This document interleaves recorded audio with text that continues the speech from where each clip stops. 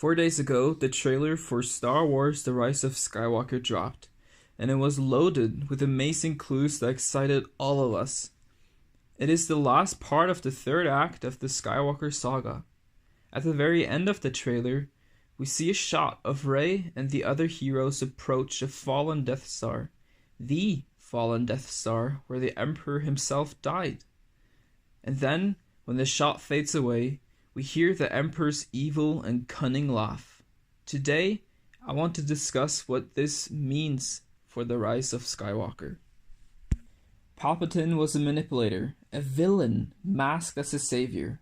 In the trailer for Star Wars The Rise of Skywalker, we're given a clue, a confirmation that the famous Sith Lord, the Senate, Darth Sidious, the Dark Lord of the Sith himself, is going to play a role in the rise of Skywalker. What kind of role is he going to play? Has he been the main antagonist in the sequels all along? Was he behind Supreme Leader Snoke? Was Snoke just his puppet? Or are we just being introduced to Darth Sidious's presence as we saw of Darth Bane on Moorband in the Clone Wars? These are all important questions to ask ourselves if we want to understand the importance of Darth Sidious and the grandeur of his return. In Return of the Jedi, Darth Sidious said, "Everything is proceeding as I have foreseen." Even though it seems like he couldn't foresee Darth Vader's betrayal, I believe that Darth Sidious did foresee what would occur. The Emperor always had a plan when things didn't go his way. He was one step ahead of the seemingly all-knowing Yoda. He fooled the entire galaxy until his death. He manipulated his way from a senator to become the Senate, and he betrayed his own master, Darth Plagueis. Palpatine was always one step ahead of everyone, and so I believe that he was ready for what was about to happen. Darth Sidious laughed at Luke Skywalker, the young Jedi Knight, and told him, "Young fool, you have paid the price for your lack of vision." Luke pleads with his father, and as he's being tortured by Darth Sidious, Lord Vader feels compassion for his son and makes a decision to save his son and to betray his master, because he found still a little part of Anakin lingering within himself.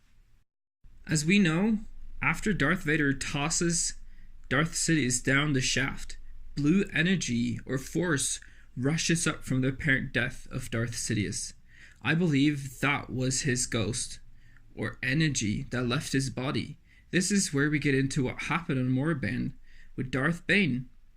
In the animated TV show, The Clone Wars, there's an arc at the very end with Yoda visiting the Sith planet Moorband, and he's confronted with the essence of the ghost of Darth Bane. His ghost resides on the planet. I believe Darth Sidious to do the same in the fallen Death Star, because it was where he died. Even though Palpatine admits that he did not know how to create life, I think he finally figured out how to make part of himself still remain, and in this case, his ghost and his influence.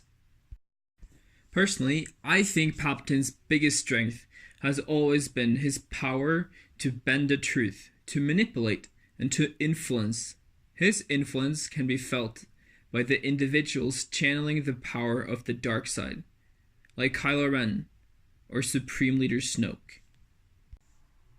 As Rey and the other heroes seek out the fallen star, I believe Rey will be confronted by the ghost of Darth Sidious, and she will be tested through some sort of challenge. She might even be enticed to follow a path, to give everything up to finally see her parents, the same way Ezra Bridger was challenged and tested by Darth Sidious in the TV show Rebels. At the end of the day, I think we will be very surprised by what role and the impact Darth Sidious is going to have on this film. From his very birth until the end of his days, he has been plotting against someone. He was born to rule, and he was born for power. Thank you guys for watching, and I hope I'll see you around for the next video.